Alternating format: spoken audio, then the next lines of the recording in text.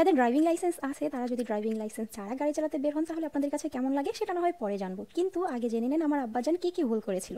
সে পরপর 3টি অপরাধ করেছে। প্রথম অপরাধ, এই রাস্তা দিয়ে গাড়ি চালানো যাবে না।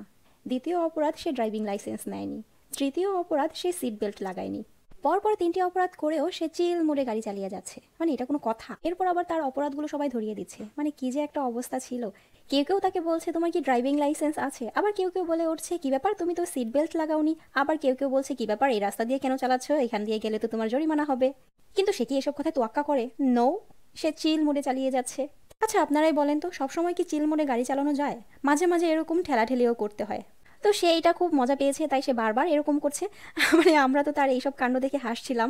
তো এরকম করতে করতে আমাদের প্রায় রাত 11টার বেশি বেজে গিয়েছে। তো আমরা আসলে বাসায় চলে যেতে চাচ্ছিলাম, কিন্তু সে কিছুতেই বাসায় যাবে না, সে বাইরেই থাকবে আর এভাবেই গাড়ি ঠেলাঠেলি করবে। মানে কি যে একটা অবস্থা ছিল। তারপরে তাকে বুঝিয়ে শুনিয়ে আমরা বললাম যে না গাড়িতে ওঠো, নয়তো পুলিশ আসবে তোমাকে জরিমানা করবে, মানে দুষ্টুমি যাকে বলে আর কি। তো সে এরপরে সামনেই দেখলো পুলিশের গাড়ি। তো বাঙালি বলে কথা, চালাকি না করে পারা যায়, কারণ তার তো ড্রাইভিং লাইসেন্স নেই। সে কি করলো, পাশ কাটিয়ে সাইড দিয়ে চলে গেল। মানে কি সুন্দর বুদ্ধি বাঙালিদের। এই কথাগুলো কেউ সিরিয়াসলি নেবেন না, আমি জাস্ট দুষ্টুমি করে বলেছিলাম। তো আজকের ভিডিও পর্যন্তই, সবাই ভালো থাকবেন।